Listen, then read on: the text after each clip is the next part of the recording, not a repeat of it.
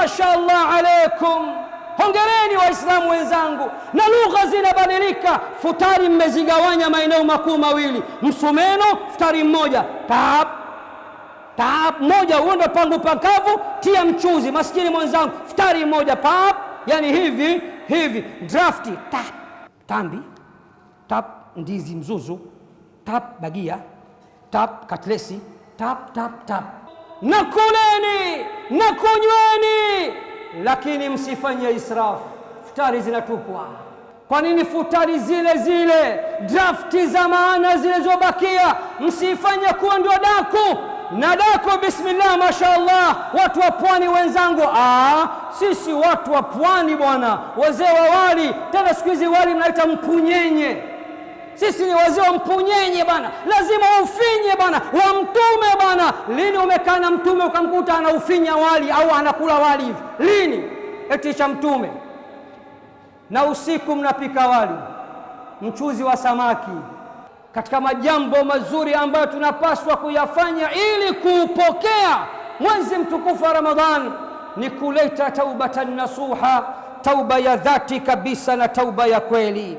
Ndugu zangu Waislamu, anwani ya khutba yetu ya leo, kichwa chake cha habari kinatuambia nyakati mbili ambazo milango ya tauba hufungwa milele na milele. Khutba yetu ya leo itatokana na nukta kama tatu. Nukta ya kwanza, nini maana ya tauba kilugha na kisharia? Nukta ya pili, ni yepi masharti ya taubatun nasuh? Lakini nukta ya tatu, ni wakati gani milango ya tauba hufungwa milele na milele? Fama hiya taubatu lughatan wa istilaha, nini maana ya tauba kilugha na kisharia? At-taubatu lughatan, tauba ndugu zangu kilugha maana yake arrujuu min ash-shay. Tauba maana yake ni kujirudi kutokana na jambo. Wastilahan, na kisharia, tauba maana yake arrujuu min ma'siyati llahi ila ta'ati llahi. Tauba kisharia maana yake kujirudi kutokana na maasi, maovu, madhambi na kurudi katika taa ya Allah. Hii ndio maana ya tauba ndugu zangu kilugha na kisharia. Walikai tuqbala taubatu al-abdi labudda an yutimma shurut at-taubati an-nasuh al-khamsa. Na ili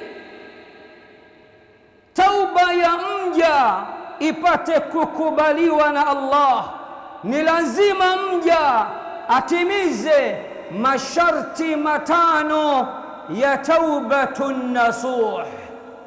Nini maana ya taubatun nasuh? Taubatun nasuh maana yake tauba ya dhati, tauba ya kweli kabisa. Sikiliza sasa, masharti matano ya tauba ya nasuh, masharti matano ya tauba ya dhati, masharti matano ya tauba ya kweli kabisa. Ashartu alawwal, sharti la kwanza, al-ikhlasu lillahi ta'ala, kumtakasia Allah nia yako. Wakati sasa wataka kurejea kwa Mola wako, lazima uitakase nia yako, lazima ukusudie kurudi kwa Mola wako kwa dhati, ili upate radhi na ridhaa zake, na utubie kwa kumtafuta Mola wako. Hili ni sharti la kwanza katika masharti matano ya taubatun nasuh. Sharti la pili, ndugu zangu, annadamu ala fi'li almasiyah, majuto. Lazima uwe na majuto, lazima ujutie juu ya maasi mbalimbali uliyoyafanya. Sharti la tatu, aliqla'u anil ma'siyati fawra, kujivua haraka na maasi yote na madhambi yote na machafu yote uliyokuwa ukiyafanya. Ama sharti la tano, al-azmu ala an la yauda ila tilka al-ma'siyah, uazimie kweli kweli, ufunge kibwebwe kweli kweli, ukazebuti kweli kweli, na uazimie ya kuwa hautorudia tena maasi yale. Ama sharti la tano, ndugu zangu, katika masharti matano ya taubatun nasuh, tauba ya dhati, tauba ya kweli, tauba ya haki, tauba iliyo sahihi, alla takuna at-taubatu qabla fawati waqtiha. Tauba yako hakikisha unaileta kabla ya muda wa tauba kupita. Haya ndio masharti matano ya taubatun nasuh, tauba ya dhati, tauba ya kweli, tauba sahihi, tauba iliyo ya haki, ambayo Allah subhanahu wa ta'ala ataikubali.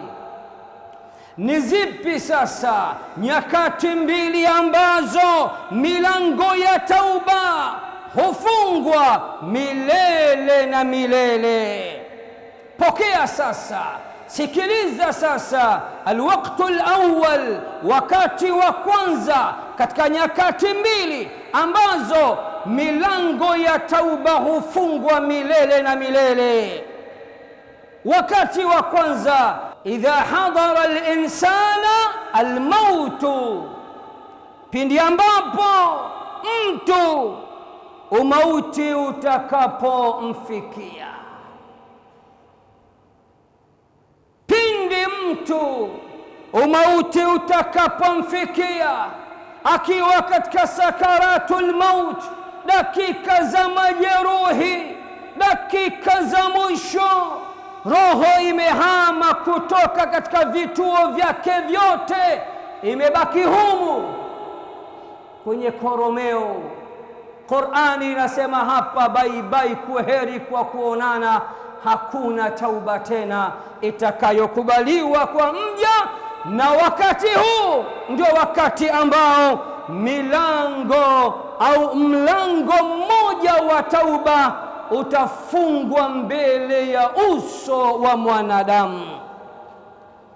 Shekhe, tupe aya, tupe dalili shekhe, twende mimi na wewe tutoke hapa Masjidul Anbiya, hapa Temeke Wireless, twende katika sura ya 4, Suratun Nisa, twende tukaiangalie aya nambari 18. Msikilize Allah anasemaje. Allah anasema, walaysati taubatu lilladhina ya'maluna as-sayyi'at hatta idha hadara ahadahumul mautu qala inni tubtu al-ana. Na wala, sikiliza Allah anasemaje, na wala hawana tauba wale wanaofanya maovu mpaka yakamfikia mmoja wao mauti, kisha hapo ndipo aseme hakika yangu mimi sasa nimetubia. Aya iko wazi.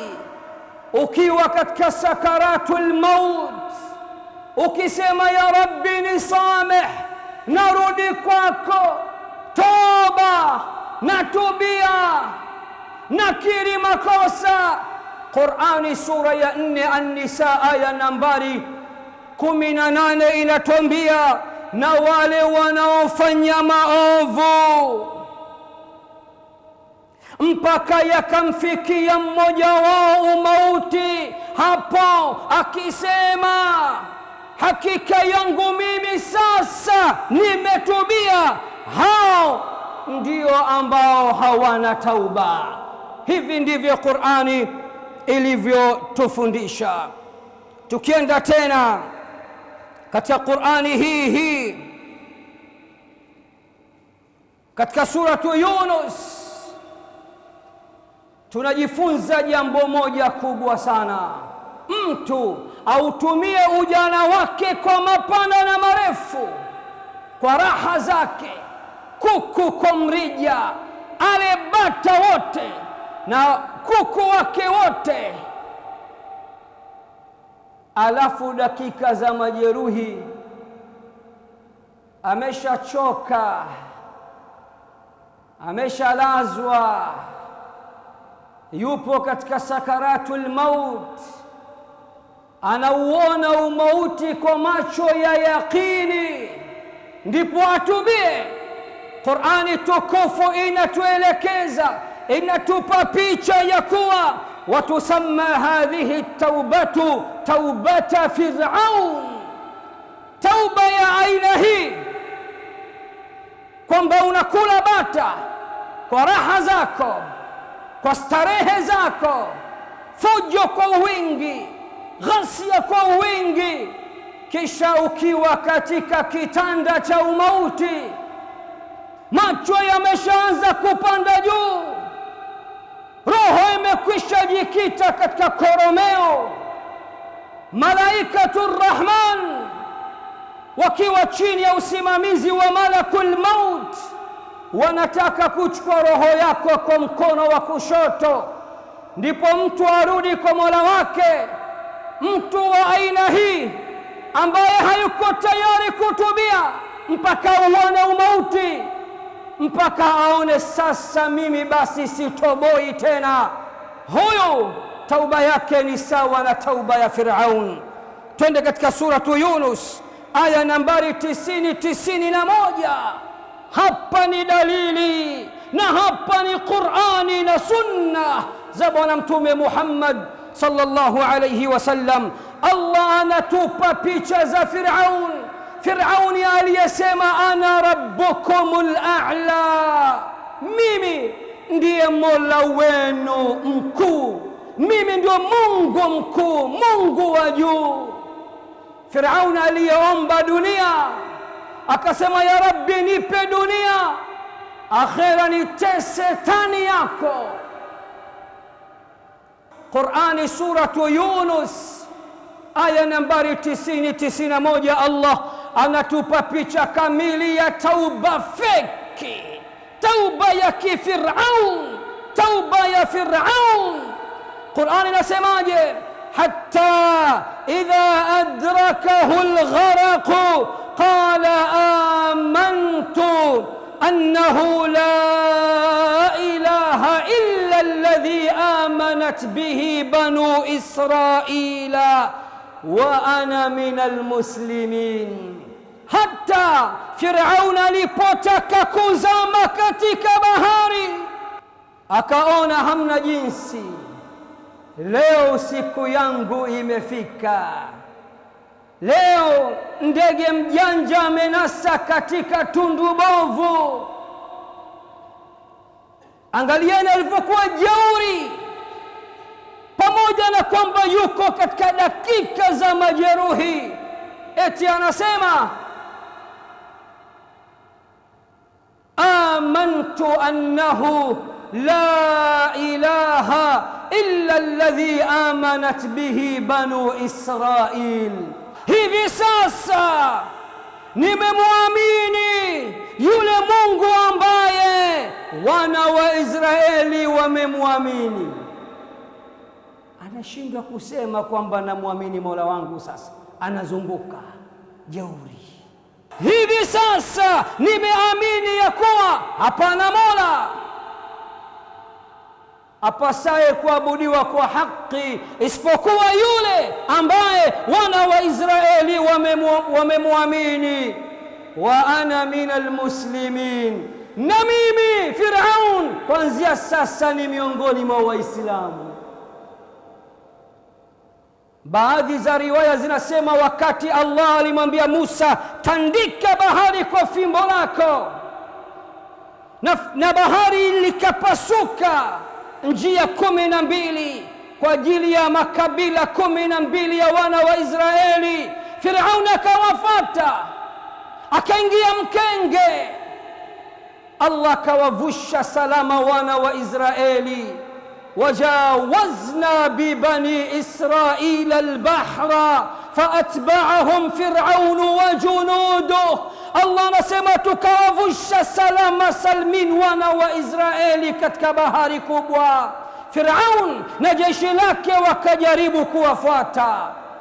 Walipofika katikati ya bahari, Jibril akatoa oda kwa malaika anayehusika na maji, mito, bahari, furika bahari. Bahari zikakutana, ndugu zangu, watu wa Firaun wakaangamia. Bwana mkubwa akiwa katika dakika za majeruhi anatamka tauba feki, anatamka shahada feki, anasema hivi sasa nimeamini ya kuwa hapana mola apasaye kuabudiwa kwa haki isipokuwa yule ambaye wana wa Israeli wamemwamini, na mimi kuanzia sasa ni miongoni mwa Waislamu. Jibril alayhi salam, komandondo, alikuwa anasimamia zoezi, yupo katikati ya bahari, huko nyuma yake kuna majeshi ya Allah, malaika wengi sana. Allah akamjibu kupitia Jibril, akaambiwa alana wa qad asaita qablu wa kunta min almufsidin. Firauni, hivi sasa ndio unataka kuamini? Ala Firauni, hivi sasa ndio unajua imani? Hivi sasa ndio unataka kuamini, wakati kabla wewe ulikufuru, kabla uliasi na ukawa miongoni mwa mafisadi. Falyawma nunajjika bibadanika. Firaun, siku imefika. Jibril anamwambia bye bye, siku imefika, na Mungu anakuambia nitaulinda mwili wako, utabakia kuwa ni historia kwa wengine. Litakuna liman khalfaka aya, upate kuwa aya, ishara, alama kwa watakaokuja nyuma yako. Majeuri wengine watakuona ukiwa umenyoka. Nilipokwenda Misri 1999 na 1997 tulipelekwa katika eneo hilo. Wa Firauna dhil autad, vigingi vya Firaun tuliviona, mwili wake tuliuona. Ingawa maulama wa zama hizi wako makundi mawili, wako waliosema mwili wake haupo tena, na aya ina maana atawekwa kwa muda tu na sio milele, na wako waliosema aya hii ni am, hakuna aya nyingine iliyokuja kuhususisha ya kuwa atawekwa kwa muda. Falyawma nunajjika bibadanika litakuna liman khalfaka aya. Allah anamwambia leo mwili wako tutauokoa, wenzio wataliwa na samaki, nyangumi, papa na samaki mbalimbali, ila wewe mwili wako tutauokoa ili upate kuwa ishara na mazingatio kwa wale watakaokuwa kabla yake. Wako waliosema aya hii itabakia kuwa hivyo hivyo, na wako waliosema hili lilikuwa ni jambo la muda mfupi. Almuhimu tusibishane sana na masuala hayo. Waislamu, anayetubia baada ya kuona umauti kwa jicho la yakini, anaweweseka, yupo katika sakaratul maut, pale yeyote atakayeleta tauba yake haitokubaliwa. Na baadhi ya maulama wamesema tauba hii ni tauba feki kama tauba ya Firaun. miaka nenda miaka rudi, kapelekewa mitume wawili Musa na Harun, akakataa kusikiliza maneno ya Allah na kurudi kwa Allah. Baada ya kuona maangamivu, ndo nasema hivi sasa nimeamini ya kwamba hapana mola apasaye kuabudiwa kwa haki isipokuwa yule ambaye wana wa Israeli wamemwamini, nami ni miongoni mwa Waislamu. Ndipo akaambiwa ala, hivi sasa unakumbuka shuka kumekwisha kucha, unakumbuka shuka tayari jua limekwisha chomoza, unakumbuka shuka adhana ya alfajiri tayari. Waqad asaita qablu, umeasi sana wewe Firaun huko nyuma. Wa kunta min almufsidin, na ulikuwa miongoni mwa mafisadi. Akaambiwa baibai, mlango wako wa tauba umekwisha fungwa. Kwa hiyo ndugu zangu Waislamu, wakati wa kwanza ambao mlango wa tauba utafungwa mbele ya mtu yeyote, pale ambapo mtu atataka kutubia wakati yumo katika sakaratul maut, roho ikiwa inacheza katika koromeo. Sikiliza sasa, katika sahihu Tirmidhi hadithi nambari 3537 anna an-nabiy sallallahu alayhi wasallam qala, ya kwamba bwana mtume Muhammad sallallahu alayhi wasallam anatuambia, inna Allaha yaqbalu taubata al-abdi ma lam yugharghir, hakika ya Allah siku zote, muda wote, nyakati zote, taimu zote, yuko tayari kupokea tauba ya mja wake, hata afanyavyo, kwa sharti isipokuwa kabla roho yake haijafikia katika koromeo. Roho ikishafikia katika koromeo na mtu anaanza kukoroma, ishara na alama za sakaratul maut, bwana mtume anasema hapo Allah hatopokea tauba ya mja wake. Wakati wa pili, alladhi la tuqbalu at-taubatu fihi, wakati wa pili ambao tauba haitokubaliwa, mlango wa tauba utafungwa milele na milele. Ni wakati gani sasa na ni kipi sasa na kwa ushahidi upi sasa? أقول ما تسمعون وأستغفر الله لي ولكم فاستغفروه إنه هو الغفور الرحيم وهو البر الكريم. الحمد لله رب العالمين، وأصلي وأسلم صلاة وتسليما يليقان بمقام أمير الأنبياء وإمام المرسلين سيدنا ونبينا وحبيبنا محمد صلى الله عليه وعلى آله وصحبه أجمعين. وارحم الله مشايخنا ووالدينا وأمواتنا وأموات المسلمين أجمعين، آمين يا رب العالمين.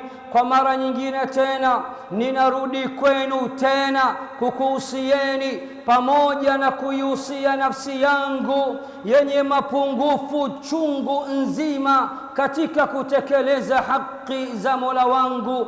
Namwomba Allah sote atupambe kwa ikhlas za hali ya juu na atupambe kwa uchamungu wa hali ya juu, atuvishe vazi la siha na afya iliyokamilika, atuepushe na maradhi yote madogo kwa makubwa, kwani yeye Allah ni muweza juu ya kila kitu, na atujalie tuweze kurejea kwake na kutubia kwake kabla ya nyakati mbili ambazo milango ya tauba zitafungwa milele na milele.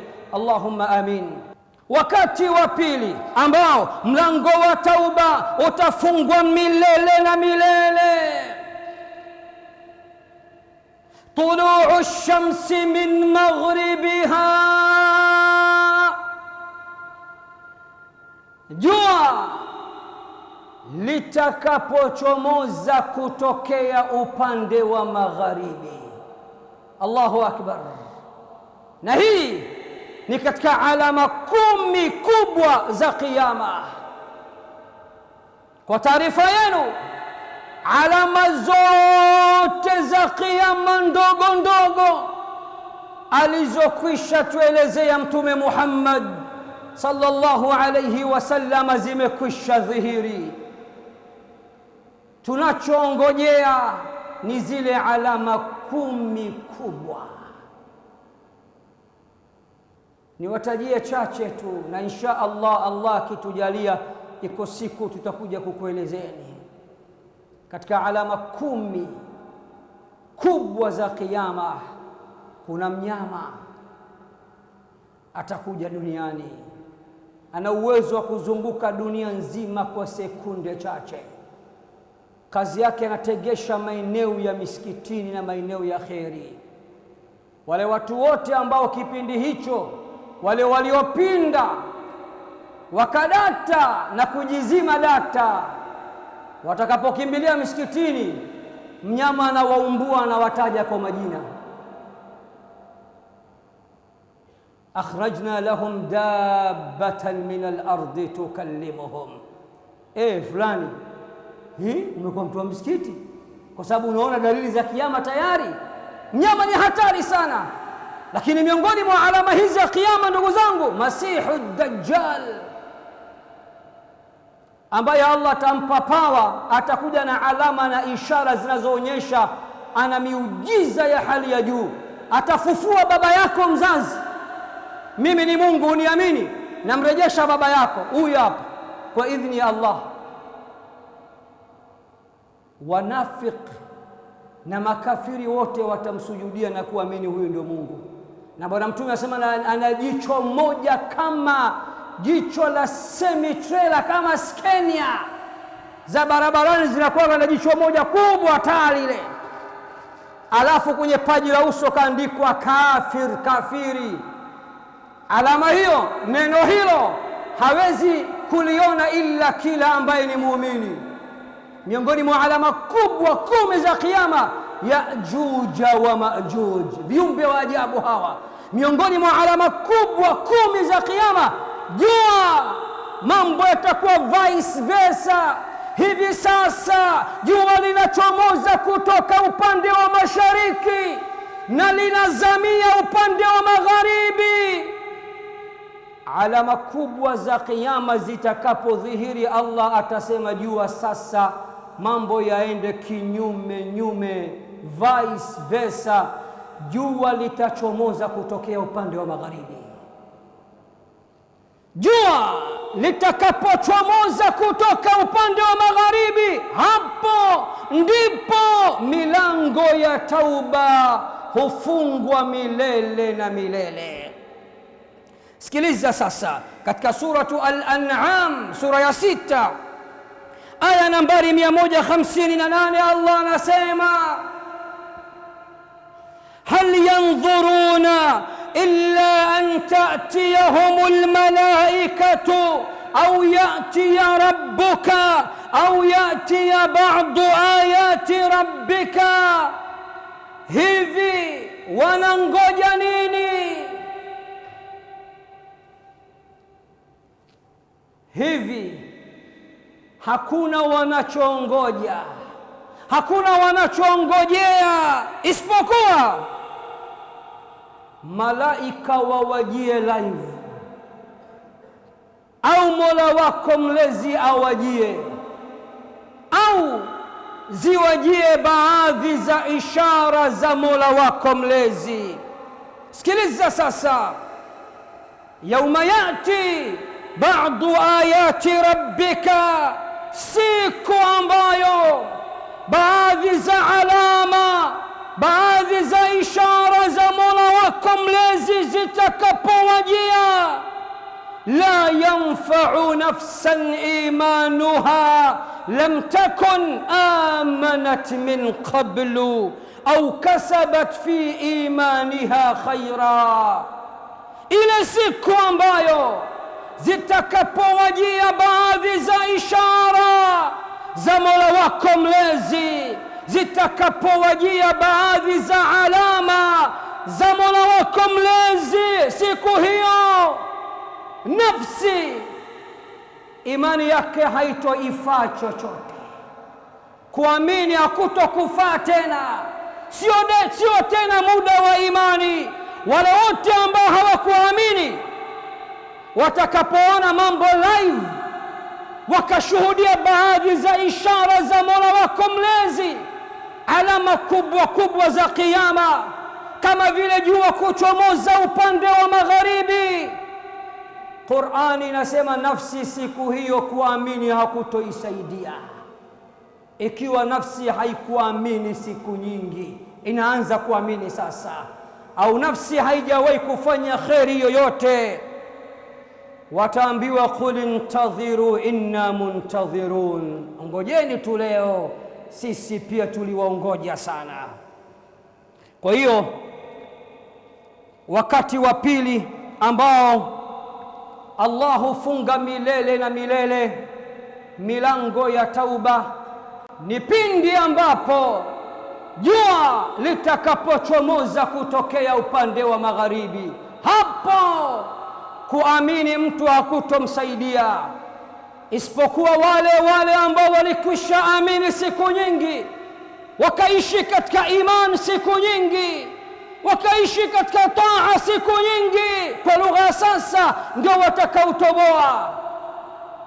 Wale wote ambao watasema sasa tunaingia msikitini, tunaanza kurudi kwa Mungu, Qur'an nasema kuamini huko hakutowasaidia chochote, kwa sababu mtu hakuamini kabla. Nakumbuka miaka ya nyuma naishi maeneo ya msikiti wa Tungi, mtaa wa Ndalala pale. Jua lilipatwa mchana siku moja, siku nyingi sana, kupatwa kwake kidogo kumeshtua watu.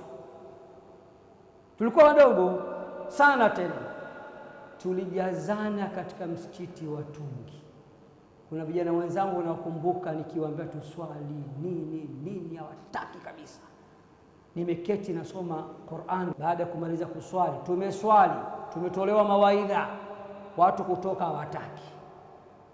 Tufe humu. Nikana waangalia yule. Nikapata picha sasa, jamani, ikiwa ni kiyama yenyewe inakuwaje? Sasa Qur'an nasema imani wakati huo haitokubaliwa. Kwa hiyo nyakati mbili ambazo milango ya tauba hufungwa milele na milele. Wakati wa kwanza, pindi mtu umauti utakapomjia, umauti utakapomfikia, roho ikafika katika koromeo, akaanza kukoroma, macho yakaanza kupanda, kinywa kikafunguka, roho ikataka kupitia mdomoni pale, hata asage meno, aliye machozi ya damu, mlango wake wa tauba umekwisha fungwa. Na wakati wa pili, jua litakapochomoza kutokea magharibi, hapo ni it's too late, mambo yamekwisha pita. Watakaokuwa wanaishi kwa raha mustarehe ni wale ambao kwa muda mrefu walishikamana na Allah, kitabu cha Allah, sunna za Bwana Mtume Muhammad, walishika ibada wakaitahidi. Hao tena riwaya inakuja, atakapokuja Masihu Dajjal anataka kuwatesa watu, kuwakufurisha. Kuna watu dakika za majeruhi watakufa wakiwa makafiri, watamwamini Masihu Dajjal kwamba ni Mungu. Riwaya inasema waumini wote Allah atawabeba, watahang juu ya anga. Masihu Dajjal hatoweza kuwafikia, na yule wale mabwana ya Ajuja wa Maajuj hawatoweza kuwafikia, kwa sababu ni viumbe ambao mmoja wao akifungua kinywa anameza dunia yote, na anahisi amekunywa kikombe cha kahawa tu. Kwa hiyo waumini Allah anawabeba hivi. Insha Allah ni mada nzito, Allah tuwezeshe, tutakuja kuambia siku moja.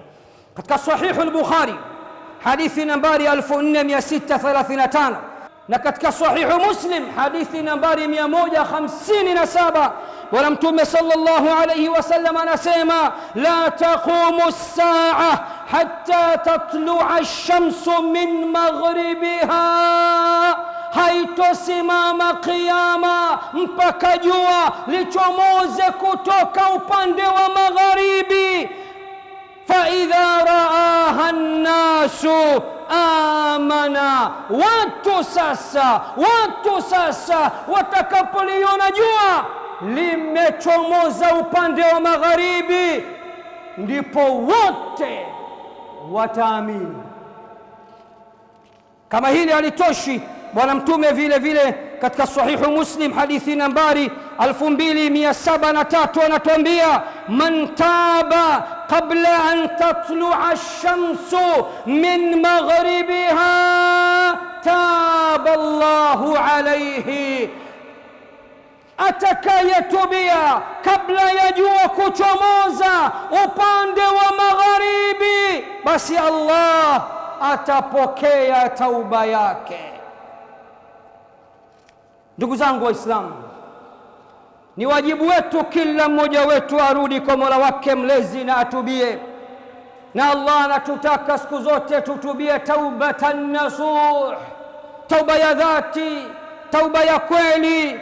Katika suratu Tahrim aya nambari 8 Allah anasema, ya ayyuhalladhina amanu, enyi mlioamini, tubu ila Allahi taubatan nasuha, tubieni kwa Allah tauba nasuha, taubatan nasuha, tauba ya dhati, tauba ya kweli.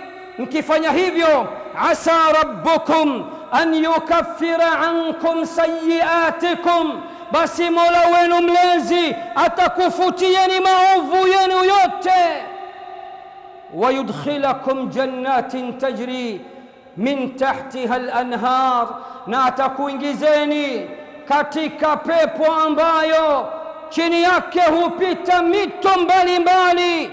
Yawma la yukhzi Allahu an-nabiyya walladhina amanu ma'ah, ile siku ambayo Allah hatomfedhehesha mtume, hatomwangusha mtume na wale walioamini pamoja naye. Tukienda katika suratu Nur, sura ya 24 aya nambari 31, Allah anasema, watubu ila Allahi jami'an ayyuhal mu'minuna la'allakum tuflihun, natubieni nyote enyi waumini, tubieni kwa Allah nyote enyi waumini, ili mupate kufaulu. Na Bwana Mtume sallallahu alayhi wasallam katika hadithi ya ajabu sana katika Sahihu Muslim anatuambia, walladhi nafsi biyadihi, ninaapa kwa yule ambaye nafsi yangu mimi Muhammad ipo mikononi mwake, lau lam tudhnibu, lau msingelikuwa mnafanya madhambi, la dhahaba Allahu bikum, basi Allah angelikuondoeni wote. Wala jaa biqaumin, na angeliwaleta watu wengine, yudhnibuna, watakuwa wanafanya madhambi, fayastaghfiruna Allaha fayaghfiru lahum, kisha wakifanya madhambi haraka wanarudi kwa Allah na kumtaka msamaha na kutubia kwake, na Allah naye ni mwenye kuwasameh na kuwafutia madhambi yao. Nini maana yake? Maana yake tumeumbwa kuwa sisi ni mwingi wa kukosea, na haiwezekani tusikosee, haiwezekani tusifanye madhambi. Lau nyinyi msingelikuwa mnafanya madhambi, basi Allah angelikuondoeni na angeliwaleta wengine ambao watakuwa wanabugi, wanafanya madhambi, wanateleza, lakini wakishateleza wanarudi kwa Allah na kutubia. In tajtanibu kabaira ma tunhauna anhu nukaffir ankum sayyiatikum. Sikiliza statement hii, sikiliza maagizo haya, sikiliza maneno ya Mola mlezi. Anasema, ikiwa mtajiepusha na madhambi makubwa makubwa mliokatazwa, basi madogo madogo tutakusameheni. Kubugi kupo, kuteleza kupo. Hata mcha Mungu anaweza kuteleza na kafanya madhambi. Kasome katika sura ya 3 Alu Imran, walladhina idha fa'alu fahishatan au dhalamu anfusahum dhakaru Allah fastaghfaru lidhunubihim waman yaghfiru adh-dhunuba illa Allah walam yusirru ala ma fa'alu wa hum ya'lamun. Miongoni mwa sifa za wacha Mungu ni wale ambao pindi watakapofanya machafu au maovu haraka wanamkumbuka Allah. Mosi. Pili, wanamtaka msamaha Allah. Tatu, na hawarudii tena yale walioyafanya. Na huu ndio tofauti baina ya mcha Mungu na asiyekuwa mcha Mungu. Asiyekuwa mcha Mungu bandika bandua aka, akipiga leo kesho anapiga, haina kupumzika hiyo. Lakini mcha Mungu akiteleza anakaa na juta, mimi leo nimemaasi Mola wangu na Mola amenistiri, kisha anaomba msamaha kwa Mola, kisha harudii tena. Waislamu, man alladhi ma saa qattu wa man lahu alhusna faqat, ni nani ambaye hajawahi kukosea na ni nani mwenye mazuri matupu? Jawabu hakuna. Nataka nihitimishe kama ifuatavyo. Suratul Furqan inatoa bishara njema kwa Waislamu. Suratul Furqan aya nambari 70. Angalieni raha ya Uislamu. Qur'an inasema atakayefanya madhambi makubwa makubwa, akafanya shirki au akaua au akazini, kisha akarudi kwa Allah akatubia taubatan nasuha, tauba ya dhati, tauba ya kweli. Angalia Allah alivyokuwa ni mwema, angalia Waislamu tunavyopendwa, angalia Mola wetu alivyokuwa mkarimu mrahimu. Allah anasema illa man taba wa amana wa amila amalan salihan faulaika yubaddilu Allahu sayyiatihim hasanat, isipokuwa wale watakaotubia. Mosi, na wakaamini. Pili, na wakatenda matendo yaliyo mazuri. Tatu, nini zawadi yao? Hao ndio ambao Allah atageuza maovu yao yote kuwa mema matupu. Yani huko wakati unakula bata, akaunti yako inasoma una madhambi milioni 222, kisha ukaamua kurudi kwa Allah, ukatubia tauba ya kweli, ukaamini, ukaanza kutenda mema, madhambi milioni 222 zitageuzwa, zitakuwa thawabu milioni 222. Raha tupu dini yetu hii. Ndugu zangu Waislamu, ya nafsu tubi fa innal mauta qad hana, ewe nafsi tubia, kwani hakika ya umauti umekwisha wadia. Wasilha, ewe nafsi pambana na matamanio yako, nenda kinyume na matamanio yako. Falhawa ma zala fattana, kwani matamanio yako hayatokuacha salama, hayatoacha kukuingiza katika majaribu na misukosuko.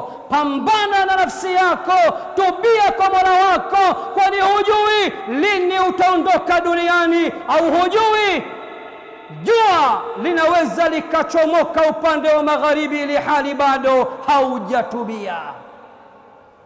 Khutba yangu naihitimisha, nasema wanawachuoni wa Kiislamu wanasema katika yale mambo mazuri ambayo tunapaswa kujiandaa kuupokelea mwezi mtukufu wa Ramadhani mengi.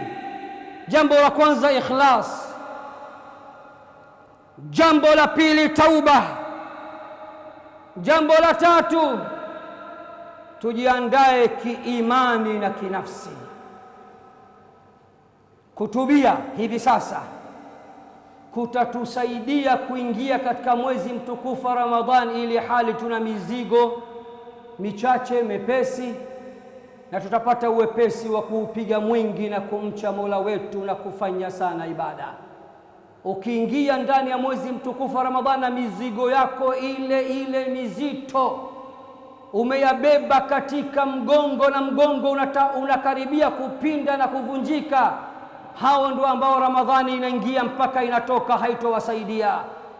Katika majambo mazuri ambayo tunapaswa kuyafanya ili kuupokea mwezi mtukufu wa Ramadhani ni kuleta taubatan nasuha, tauba ya dhati kabisa na tauba ya kweli. Hotuba yangu naimaliza kwa swali, very technical question. Waislamu, kwa heshima na taadhima, na sauti inaishusha, hivi mbona sisi hatujui kujiandaa kuupokea mwezi mtukufu wa Ramadhani kwa tauba, kwa ikhlas, kwa imani, kwa maandalizi ya kinafsi, na badala yake sisi tunajiandaa kimisosi, mazagazaga, kusaza. Kipindi hichi kila Muislamu anatafuta budget, stock itajazwa, store itajazwa. Na kuulizeni, mwezi wa Ramadhani ni mwezi wa kula au ni mwezi wa kufunga?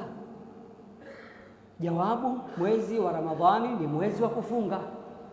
Kwa nini Waislamu duniani kote kipindi hichi tunafanya sana shopping? Mwenye mchele wake kwa wingi, futari, dagaa, samaki, si maharage, tunajaza stock na store kwa ujumla. Nani katuambia huu ni mwezi wa mahanjumati na mahalati? Nani katuambia? Alafu nikuulizeni Waislamu wenzangu, kwa heshima na taadhima, nje ya Ramadhan tunakula rakaa 3, ndani ya Ramadhan tunakula rakaa 2, futari na daku. Kiakili, kibudget, wakati gani mtu anapaswa bajeti yake iwe ya kawaida, ya chini, na matumizi yake yapungue? Pindi anapokula rakaa 3 asubuhi, mchana, jioni, au pindi anapokula rakaa 2 futari na daku? Tena futari yenyewe si kila mtu anamudu kula sana, mwingine akigusa kidogo kashiba. Na daku ndo usiseme, wengi hawali daku, wazee wa kulala. Swali sasa, mwezi mtukufu ulipaswa utuletee nafuu katika maisha? Jawabu ndiyo. Lakini kwa nini bajeti zetu katika mwezi mtukufu wa Ramadhani zinapanda sana? Jawabu, hatujafahamu falsafa ya funga. Nafsi haikubali kama huu ni mwezi wa funga au mwezi wa ibada. Sisi ni wazee wa drafti, mashaallah alaikum. Hongereni Waislamu wenzangu. Na lugha zinabadilika. Futari mmezigawanya maeneo makuu mawili, msumeno, futari mmoja, tap moja, huo ndo pangu pakavu, tia mchuzi. Maskini mwenzangu, futari mmoja, pap, yani hivi drafti, tambi, tap ndizi mzuzu, tap bagia, tap katlesi, tap. Kweli ni mwezi wa kula kweli jamani? Si mwezi wa kufunga. Na ndio maana wafanya biashara wasiokuwa na huruma, wasiokuwa na adabu, mwezi mtukufu wa Ramadhani wanapandisha bidhaa maradufu. Kwa nini? Wao wanaamini huu ni mwezi wa mahanjumati na mahalati, mwezi wa mazagazaga, kusaza, kwa sababu wanajua Waislamu ni waroho, hawako tayari kufunga, wanapenda kula. Shekhe, ina maana unatukataza sisi kula? Jawabu hapana. Aliyowaruhusu kula na kunywa ni Mola wetu. Lakini namaliza, Mola anakwambieni wakulu washrabu